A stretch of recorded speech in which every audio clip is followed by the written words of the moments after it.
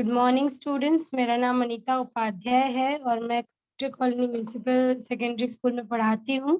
और आज मैं आप लोगों को गणित भाग 1 का एक्सरसाइज 7.5 का क्वेश्चन नंबर 1 से 7 तक पढ़ाने वाली हूँ। तो चलिए शुरू करते हैं। तो ये एक्सरसाइज को शुरू करने से पहले आपको कुछ बेसिक जानकारी पता होनी चाहिए। तो पहला जो आपको इसमें पता होना चाहिए वो है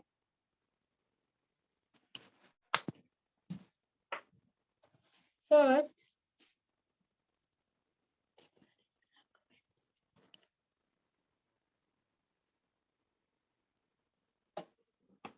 फर्स्ट है माध्य। ओके, पहला जो आपको टर्म पता होना चाहिए वो है माध्य। दूसरा टर्म है माध्यिका और तीसरा है बहुलक। इन्हीं तीन के आधार पे ये आपका एक्सरसाइज 7.5 के क्वेश्चंस आप सॉल्व कर पाओगे। तो एक एक करके हम लोग देख लेते हैं इन शॉर्ट कि माध्य बराबर क्या होता है। किसी दिए गए आंकड़े का या किसी दी गई सामग्री का माध्य बराबर क्या होता है। तो माध्य बराबर होता है माध्य बराबर सामग्री के सभी प्राप्तांकों का योगफल के सामग्री या जिन्हें आप कच्चे आंकड़े भी कहते हैं, सामग्री के सभी प्राप्तांकों का योगफल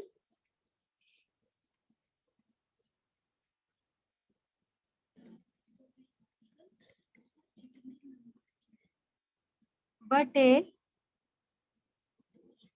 सामग्री के प्राप्तांकों की कुल संख्या। ठीक है, सामग्री के प्राप्तांकों की कुल संख्या।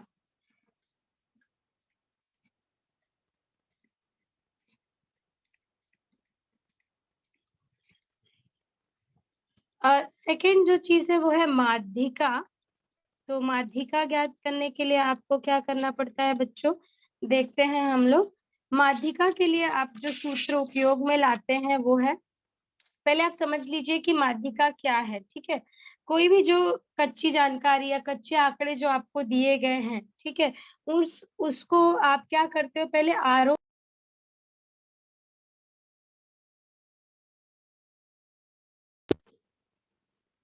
दी गई जानकारी को आप क्या करते हैं, आरोही क्रम में लिख लेते हैं। तो जब भी आप सामग्री की संख्याओं को आरोही क्रम में लिखते हैं तो ये ऐसा लिखने पर जो मध्य भाग में आने वाली संख्या होती है उसे हम माध्यिका कहते हैं। ठीक है, तो मध्य भाग में जो आरोही क्रम में जब आप लिखते हैं दी गई जानकारी को आरोही क्रम में लिखने पर मध्य भाग में आने वाली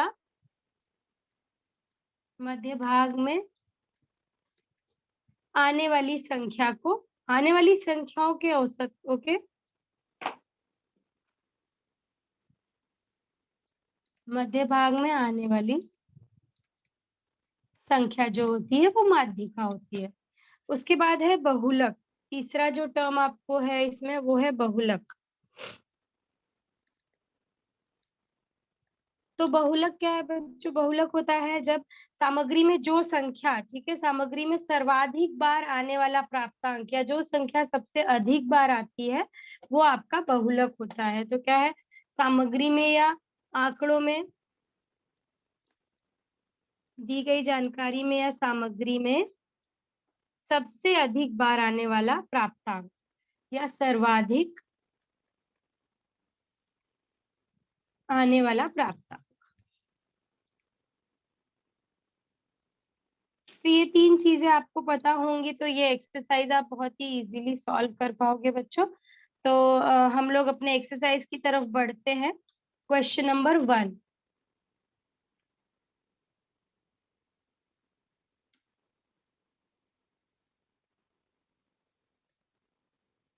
क्वेश्चन नंबर 1। तो हमारा पहला प्रश्न है, फर्स्ट क्वेश्चन है हमारा, मुकुंद का 7 वर्षों का सोयाबीन का प्रति एकड़ उत्पादन, ठीक है, क्या है? सोयाबीन का सोयाबीन का प्रति वर्ष, प्रति एकड़, सॉरी प्रति वर्ष नहीं, प्रति एकड़, सोयाबीन का प्रति एकड़ उत्पादन कितने वर्षों का है? ये 7 वर्षों का।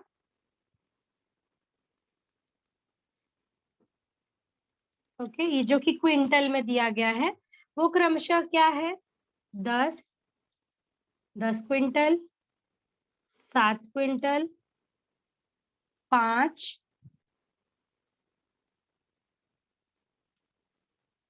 क्विंटल, 3 क्विंटल, 9 क्विंटल, 6 क्विंटल और 9 क्विंटल, ये आपको दिया गया है। अब ये जो प्रति एकड़ उत्पादन है, इसका आपको माध्य ज्ञात करना है, ठीक है? प्रति एकड़ उत्पादन का माध्य ज्ञात करना है। तो जैसे मैंने आपको बताया कि माध्य ज्ञात करने के लिए हम क्या करते हैं? माध्य के लिए हम दिए गए आंकड़ों की सभी संख्याओं का योगफल कर लेते हैं, और जितनी आंकड़े में संख्याओं की कुल संख्या है, ठीक है, उसको हम उससे भाग दे देते हैं। तो देखिए, पहले हम लोग दी गई संख्याएं लिख लेते हैं। हमारे प्रश्न में जो हमारी जो कच्ची जानकारी दी गई वो क्या है? दी गई संख्याएं,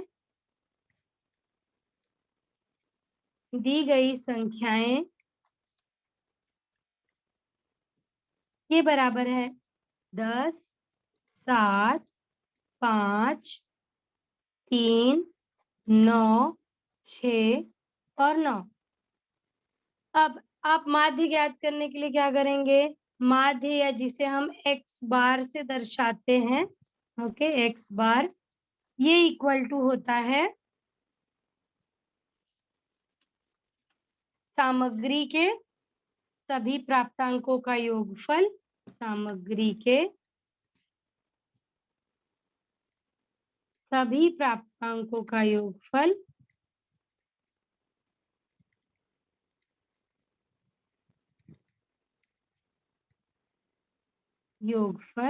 बटे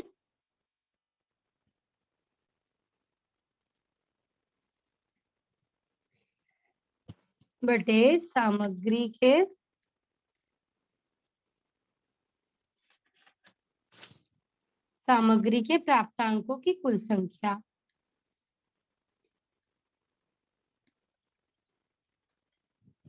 प्राप्तांकों की कुल संख्या। तो देखिए ये क्या हो जाएगा? 10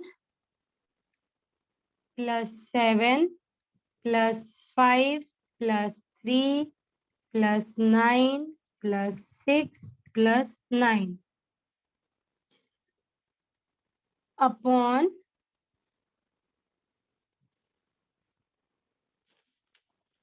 अपॉन 7, क्योंकि देखिए ये कितनी संख्याएं हैं? 1, 2, 3, 4, 5, 6, 7। ओके, तो n इज इक्वल टू हमारा क्या हो गया? n is equal to 7। ये जो यहाँ पर मैंने 7 लिखा है, ये n है हमारा। ओके, तो ये जब आप टोटल करेंगे ऊपर का, ये सामग्री के सभी प्राप्तांकों का योगफल, तो आपको मिलेगा 49। ओके, 49 अपॉन 7, 7 सत्ते 49। तो आपको जो प्रति एकड़ उत्पादन मिला है, प्रति एकड़ उत्पादन का माध्य जो मिला है वो कितना है? 7 क्विंटल। तो इसलिए आप लास्ट में ऐसा लिख देंगे, प्रति एकड़ उत्पादन का माध्य 7 क्विंटल। ओके, प्रति एकड़ उत्पादन का माध्य 7 क्विंटल है। नेक्स्ट सम देखते हैं हम लोग, क्वेश्चन नंबर 2।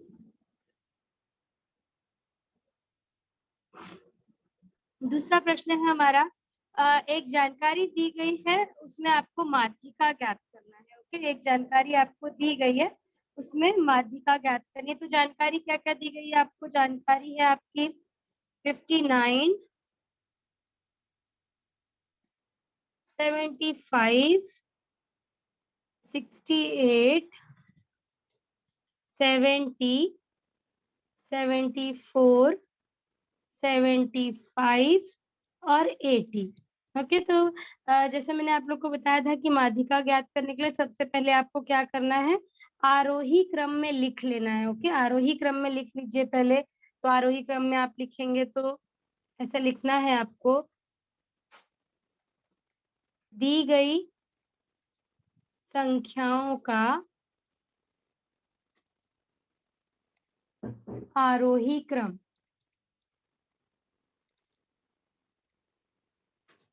ये क्या हो जाएगा? 59, 68, 70, 74, 75 दो बार है, 75, 75 और 80।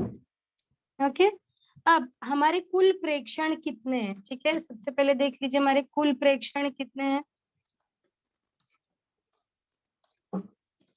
या जिसको हम n कहते हैं। ओके, ये कितना है हमारा?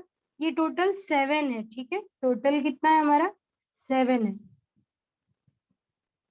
देखिए कैसे जैसे मैंने आपको काउंट करके बताया था इसके पहले वाले सवाल में, 1 2 3 4 5 6 7 की टोटल हमारा प्रेक्षण 7 है। अब ये जो n है हमारा, ये 7 है, तो हम लोग क्या करेंगे, इसलिए n+1, ये विषम संख्या है। ठीक है, एक विषम संख्या है, तो n+1/2, ये क्या हो जाएगा? 7+1/2, 8/2 विच is equal to 4।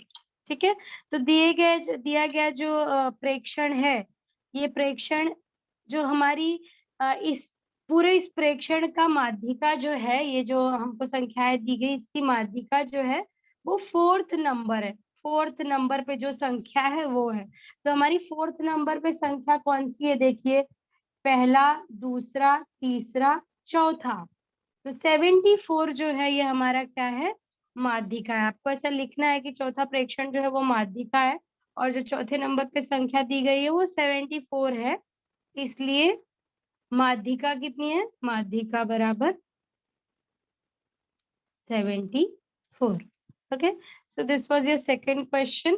Let's move to question number 3, जो कि है गणित के गृह कार्य में 7 विद्यार्थियों के प्राप्तांक। ठीक है, गणित के गृह कार्य में 7 विद्यार्थियों को 100 में से कितने अंक प्राप्त हुए हैं वो दिया गया है। ठीक है, कितने विद्यार्थी हैं? टोटल हमारे 7 विद्यार्थी हैं, और उनके मार्क्स दिए गए हैं आपको, और उनके मार्क्स का आपको बहुलक ज्ञात करना है। ठीक है, तो जो पहला मार्क्स है वो है 99, फिर है 100, फिर है 95, देन 100, फिर 100, 80 एंड 90। ओके, ये मार्क्स दिए गए हैं। अब हम लोग जरा क्या करते हैं, इन प्रेक्षणों को एक आरोही क्रम में लिख लेते हैं, या दिए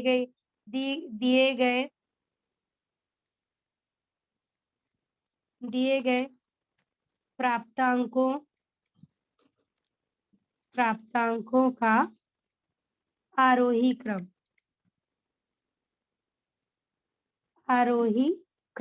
ये क्या हो जाएगा? 80,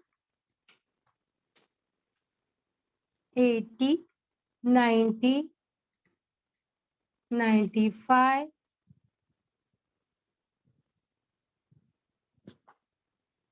99 और 100, 100, 100। ओके, ये इनका आरोही क्रम है। अब आपको पता है कि बहुलक क्या होता है? बहुलक मतलब दी गई सामग्री में जो सर्वाधिक बार आने वाला प्राप्तांक होता है वो बहुलक होता है। तो अब आप देख रहे हो कि सबसे अधिक बार कौन सा नंबर आया है? 100, 1 2 3। तो 100 जो है वो इस गृह कार्य का जो मार्क्स मिले हैं बच्चों को, इन प्राप्तांकों का जो बहुलक है वो क्या है? इसलिए दिए गए प्राप्तांकों का बहुलक बराबर 100। ठीक है, क्यों? क्योंकि ये जो संख्या है ये सर्वाधिक बार आई है। ऐसा आप लिख सकते हो इसके इस लाइन के पहले, चूंकि संख्या 100 जो है ये प्रेक्षण 100 या संख्या 100 लिख सकते हो, सबसे अधिक बार आया है संख्या या प्राप्तांक 100, संख्या 100 सबसे अधिक बार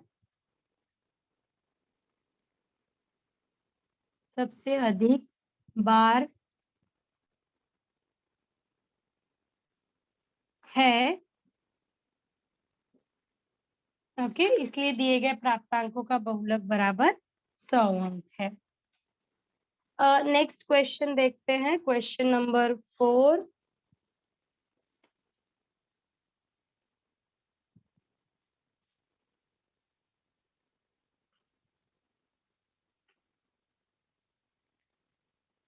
क्वेश्चन नंबर 4 में किसी कारखाने के 30 मजदूरों को मिलने वाला मासिक वेतन जो कि रुपए में है, वो निम्नलिखित दिया गया है। अब इसके आधार पर आपको मजदूरों के मासिक वेतन का माध्य ज्ञात करना है। ठीक है, कुछ 30 मजदूर हैं एक कंपनी में काम करने वाले, उनको जो मंथली वेज मिलता है, उनको जो मंथली सैलरी मिलती है वो रुपयों में दिया गया है, आपको उसका माध्य ज्ञात करना है। तो सबसे पहले हम लोग क्या करते हैं, हम लोग लिख लेते हैं XI,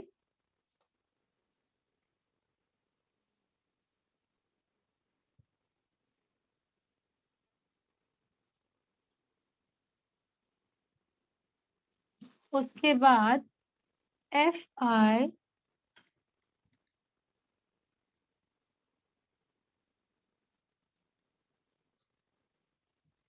उसके बाद FI इंटू XI।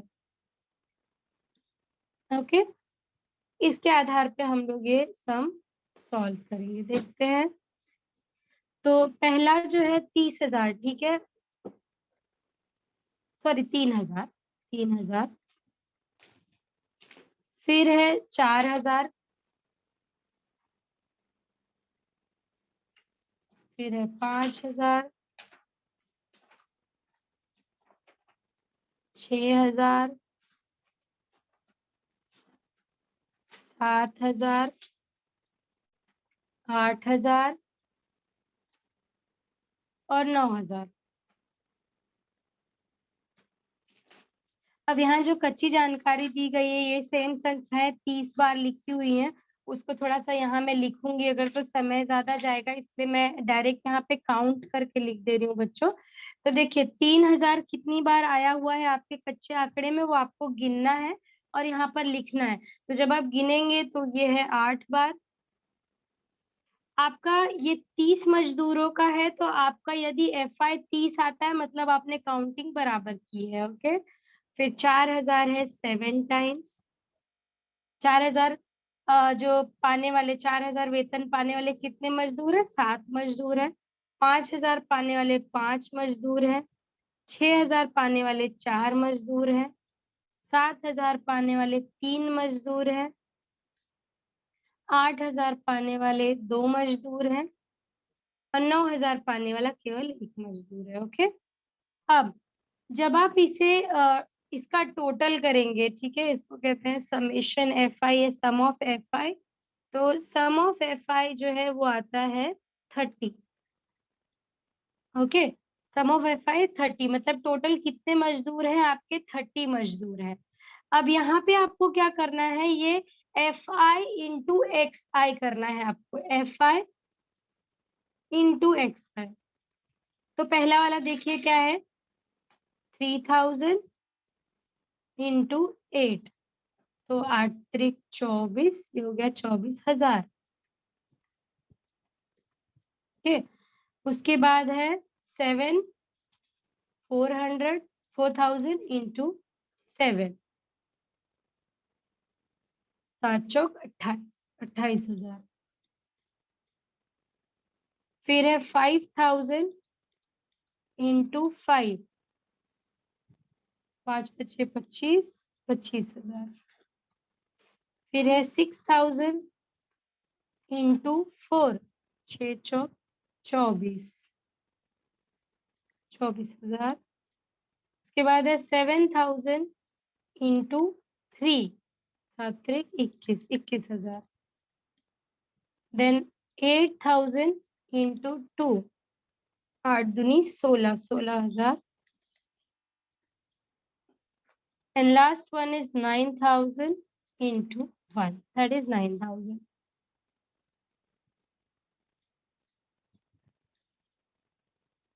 अब आपको क्या करना है, आपको ये sum of f i x i निकालना है, ठीक है।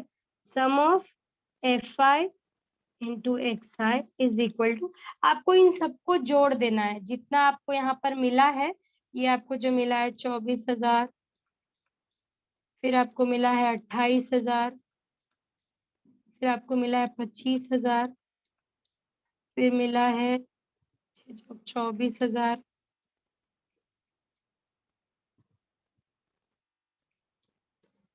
फिर है 21,000, उसके बाद है 16,000, फिर है 9,000। ओके, इन सबको आपको ऐड कर देना है, वो हो जाएगा आपका sum of f i into x i. जो आप टोटल करेंगे तो आपको मिलेगा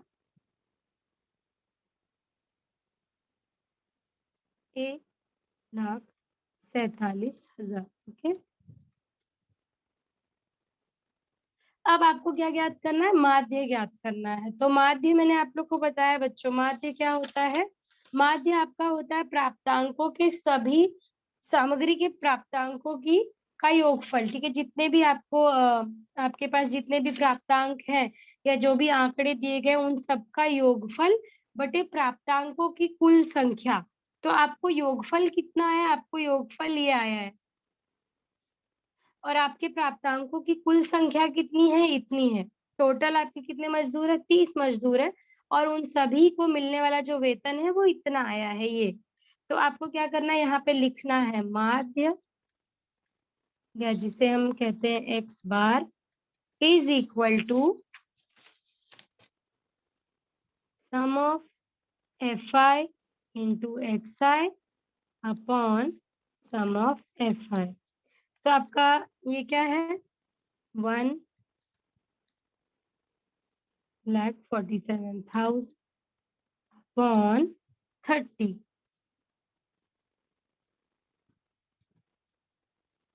तो इसे जब आप सरल करेंगे बच्चों तो आपको मिलेगा 4,900, ठीक है, 4,900 रुपए। तो जो मजदूरों को मासिक वेतन मिलता है, जो मंथली उनको पेमेंट मिलती है, वो पेमेंट का माध्य क्या है, माध्य है 4,900 रुपए। तो आपको अंत में ऐसा लिखना है कि मजदूरों के मासिक वेतन का, इसलिए मजदूरों के मासिक वेतन का माध्य 4,900 रुपए है। ओके, तो ये आपका क्वेश्चन नंबर 4 था। Let's move to next question, that is question number 5।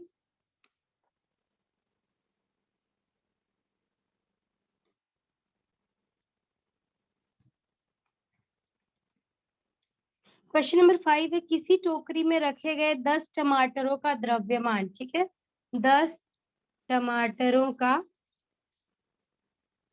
द्रव्यमान जो कि ग्राम्स में है, ये कितना है, ये दिया गया आपको है 60 ग्राम, 70 grams, 90 grams, 95 grams, 50 grams, 65 grams, 70 grams, 80 grams, 85 grams and 95 grams। Okay, ये आपको दिया गया है। अब आपको क्या ज्ञात करना है? आपको टमाटरों के द्रव्यमान की माध्यिका ज्ञात करनी है। ठीक है, टमाटरों के द्रव्यमान की माध्यिका। तो सबसे पहले आप क्या करोगे? दिए गए द्रव्यमान को आप आरोही क्रम में लिख लोगे। आपका हल क्या होगा? टमाटरों के द्रव्यमान का आरोही क्रम, ये बराबर क्या हो जाएगा? 50, 60, 65, 70, 70, 80, 85, 90, 95, 95। अब आपके टोटल प्रेक्षण कितने? 1, 2, 3, 4, 5, 6, 7, 8, 9, 10। तो आपके कुल प्रेक्षण, या जिसको हम एन लिखते हैं, कुल प्रेक्षण, टोटल ऑब्जर्वेशन कितने हैं आपके? यहाँ पर है आपका 10। ओके, अब 10 आपको पता है क्योंकि ये सम संख्या है। ठीक है, ये 10 जो है ये क्या है? सम संख्या है। तो हम क्या करेंगे? n/2 10/2 which is equal to 5। ठीक है, 5 है। तो अब हम लोग देखेंगे हमारा पांचवा प्रेक्षण कौन सा है? पांचवा प्रेक्षण है हमारा 1, 2, 3, 4, 5। पांचवा प्रेक्षण हमारा 70 है। ठीक है, अब ये n+1/2 भी करके हम लोग देख लेते हैं। n+1 मतलब 5 + 1/2।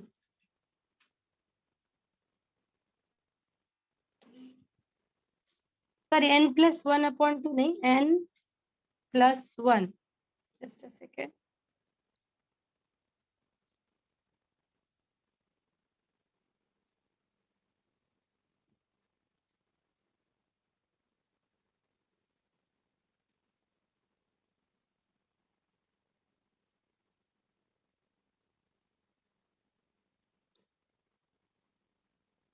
Okay, n/2 + 1 which is equal to 5 + 1 is equal to 6। Okay, तो आपको देखना है पांचवें नंबर पे कौन सी संख्या है और छठवें नंबर पे। तो पांचवें नंबर पे तो हमको क्या मिला? 70। और छठवें नंबर पे क्या है? 80। तो देखिए हम इस पे माध्यिका कैसे निकालेंगे? माध्यिका बराबर 70 + 80/2। तो 70 + 80 हो गया आपका 150/2 के आंसर आपको मिलेगा 75। ठीक है, तो दिए गए टमाटरों के द्रव्यमानों की माध्यिका क्या है? 75। लास्ट में आप आंसर लिख दीजिएगा कि दिए गए टमाटरों के द्रव्यमान की माध्यिका जो है वो 75 ग्राम्स है। नेक्स्ट क्वेश्चन देखते हैं हम लोग। Question number 6। क्वेश्चन है हमारा, किसी हॉकी के खिलाड़ी द्वारा 9 स्पर्धाओं में किए गए गोल निम्नलिखित हैं। ठीक है, निम्नलिखित दिए गए हैं, इनका माध्य, माध्यिका और बहुलक, इसमें तीनों ज्ञात करना है। अभी तक आपने जो क्वेश्चन सॉल्व किए उसमें किसी में माध्य ज्ञात करना था, किसी में माध्यिका था, किसी में बहुलक था, लेकिन इसमें जो है वो तीनों ज्ञात करना है। तो क्या है, पहले हम लोग देख लेते हैं। जो हमें प्रेक्षण दिए गए पहले वो लिख लेते हैं। हमारा प्रेक्षण है 5, 4, 0, 2, 2, 4, 4, 3, 3। ठीक है, अब हम लोग सबसे पहले यहाँ पे क्या करते हैं? लिख लेते हैं प्रेक्षण क्या क्या दिया गया है। मैंने यहाँ पर लिख लिया, ये आपका प्रेक्षण है। और हम लोग कुल प्रेक्षण कितने काउंट कर लेते हैं? अब हम लोग कुल प्रेक्षण, जिसे हम कहते हैं एन, ये बराबर है 1, 2, 3, 4, 5, 6, 7, 8, 9। पूरे हमारे कितने हैं? 9 प्रेक्षण है। अब सबसे पहले हम लोग माध्य ज्ञात कर लेते हैं, माध्य या जिसको हम कहते हैं एक्स बार। ये क्या है? प्रेक्षणों की संख्याओं का योगफल।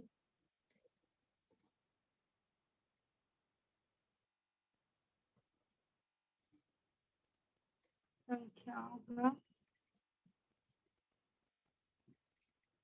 योगफल बटे बटे प्रेक्षण, कुल प्रेक्षण या प्रेक्षणों की संख्या, कुल प्रेक्षण। ओके, कुल प्रेक्षण। तो यहाँ पे देखिए प्रेक्षणों की संख्याओं में आपको सारी संख्याएं लिखनी पड़ेगी, तो लिख लीजिए। बटे में पहले मैं ये लिख देती हूँ 9 जो हमारा आया हुआ है, 9। ओके, यहाँ पे हम लिखेंगे 5 plus 4 plus 0 plus 2 plus 2 plus 4 plus 4 plus 3 plus 3। Okay, जो कि आप टोटल करेंगे तो you will get it 27। Okay, 27 upon 9,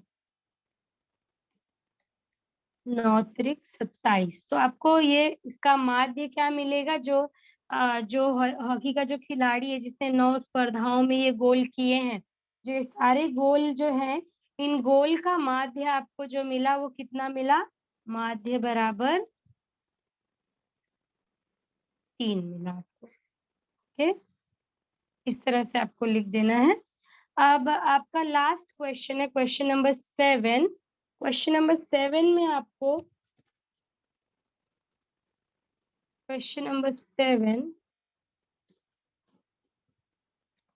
इस क्वेश्चन में आपको 50 प्राप्तांकों का माध्य, अच्छा ये इसके पहले वाले में मैंने सिर्फ माध्य ही ज्ञात किया, आप उसमें आपको माध्यिका और बहुलक भी ज्ञात करना है, ठीक है। माध्यिका और बहुलक भी, बहुलक जैसा कि मैंने आपको बताया है कि जो प्रेक्षण की संख्या सबसे अधिक बार आती हो वो जो है उस दिए गए जो दिए गए दिया गया जो क्वेश्चन है उसका बहुलक है। तो आपने देखा होगा कि उसमें जो नंबर 4 है, नंबर 4 वो सबसे अधिक बार आया है, इसलिए उसका बहुलक जो है वो 4 है। तो एक मिनट, इस क्वेश्चन नंबर 6 का मैं आपको माध्य बता चुकी हूँ, माध्यिका भी बता देती हूँ, हालांकि आप लोग कर लेंगे, फिर भी एक बार आप लोगों की जानकारी के लिए। तो माध्यिका ज्ञात करने के लिए सबसे पहले हम क्या करते हैं? हम लोग दिए गई संख्याओं को आरोही क्रम में लिख लेते हैं। तो सबसे पहले आप यहाँ लिख लीजिए, तो आरोही क्रम होगा 0 2 2 3 3 4 4 4 5। ओके, ये है आरोही क्रम, यहाँ लिख लीजिएगा आप लोग, आरोही या दी गई संख्याओं का आरोही क्रम। तो ये आपने यहाँ पे लिख लिया आरोही क्रम। अब टोटल प्रेक्षण कितने हैं आपको पता है, हमारे कुल प्रेक्षण कितने हैं? कुल प्रेक्षण है हमारे 9, कुल प्रेक्षण या जिसको हम लिखते हैं n, ये हमारे 9। तो अब आपको पता है 9 एक विषम संख्या है। ओके, तो इसलिए हम क्या करेंगे, 9 विषम संख्या है इसलिए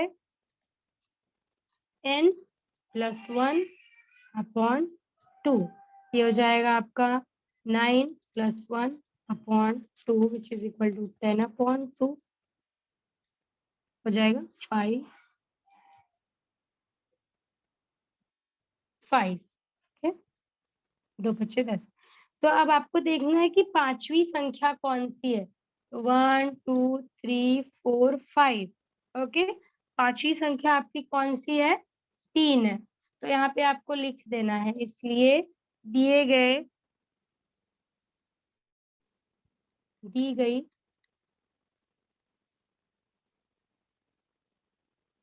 संख्याओं की माध्यिका 5।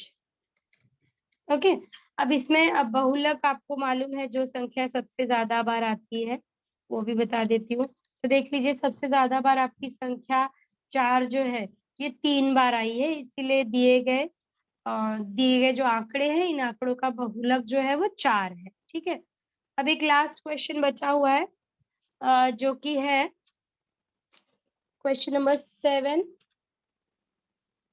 Question number 7। सबसे पहले देखते हैं क्वेश्चन नंबर 7 में क्या-क्या जानकारी दी गई है। तो कुल 50 प्रेक्षणों का माध्य, यहाँ पे पहले से ही आपको माध्य दे दिया गया है, जो कि है 50 प्राप्तांकों का माध्य 80 है, परंतु गलती से उसमें 19 के स्थान पर 91 लिखा गया। ऐसा बाद में ध्यान आया और प्राप्तांक सही लिखने के बाद उसका माध्य ज्ञात कीजिए, ठीक है? तो ये क्वेश्चन थोड़ा-सा आपको समझना पड़ेगा पहले, उसके बाद ही आप इसको हल कर पाएँगे। यहाँ पे लिखा हुआ है कि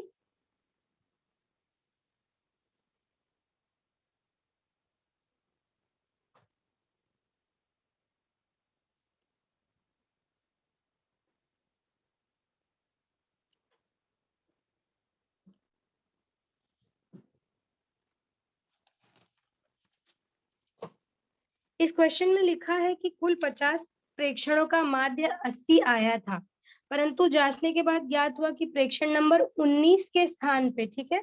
देखिए, क्या किया गया है? 19 के स्थान पे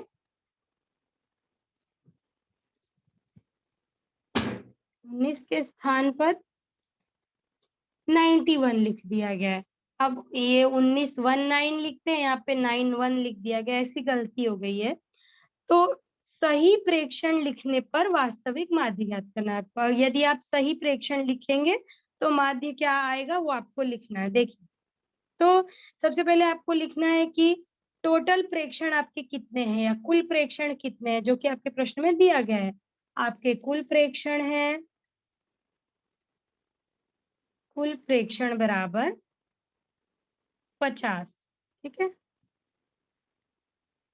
उसके बाद जिसको कि हम लिखते हैं ये n इक्वल टू 50 और माध्य बराबर कितना दिया गया है? माध्य बराबर दिया गया है आपको 80। फिर उसके बाद आप कंडीशन पे आते हैं। कंडीशन है कि गलती से 19 के स्थान पर लिखी गई संख्या, ओके? गलती से 19 के स्थान पर लिखी गई संख्या, लिखी गई संख्या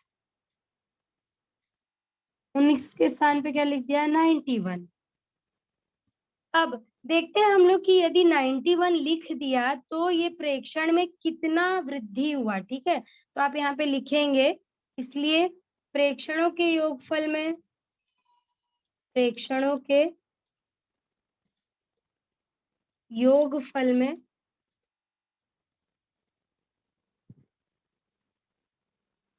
हुई वृद्धि।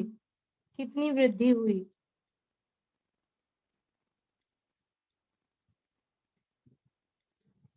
कितनी वृद्धि हुई? 91 लिख दिया गया, जबकि लिखना चाहिए था 19, ठीक है? तो ये आप माइनस करेंगे तो you will get the answer as 72। Okay, अब जब 50 प्रेक्षण के माध्यम में हुई वृद्धि क्या हो जाएगी? अब देखते हैं हम लोग।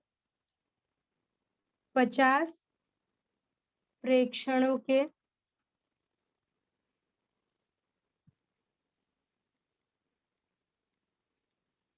माध्य में हुई वृद्धि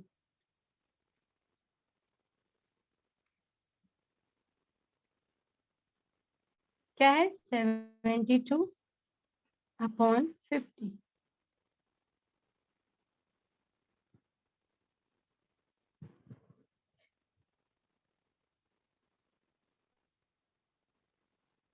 72 अपॉन 50 आप जब करेंगे तो you will get the answer as 1.44, ठीक है?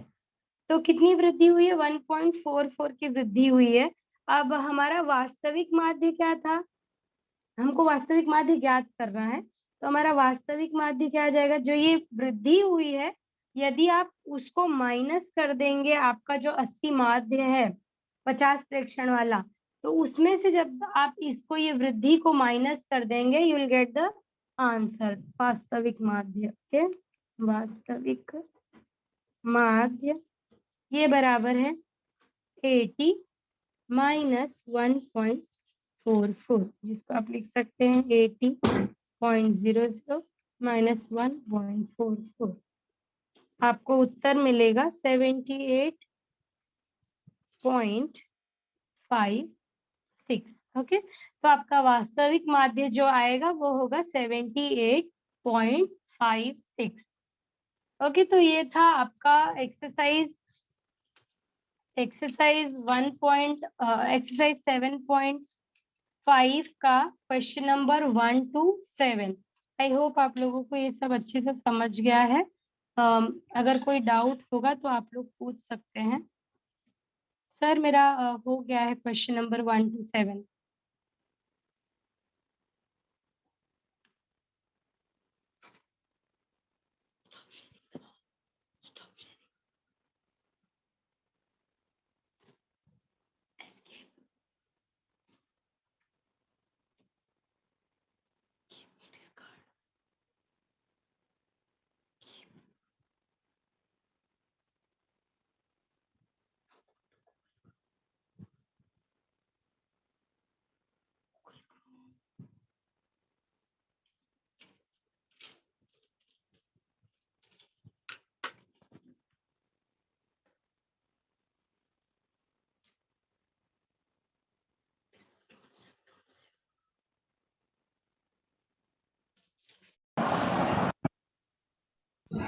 Okay miss. ओके बेटा, समझ में आया आपको?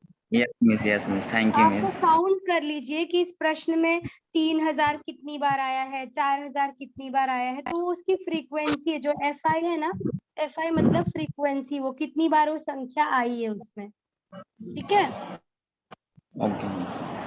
समझ में आ गया आपको? Yes miss, thank you miss. Okay बेटा, मिस अभी ठीक है। किसी के डाउट नहीं है, आप क्लास एंड कर दीजिए। ओके सर, थैंक यू बच्चों। तो आज आप लोगों ने एक्सरसाइज मैथ्स 1 का एक्सरसाइज 7.5 का क्वेश्चन नंबर 1 to 7 हमने आज सीखा। Thank you. Thank you miss, आप लीव हो सकती है।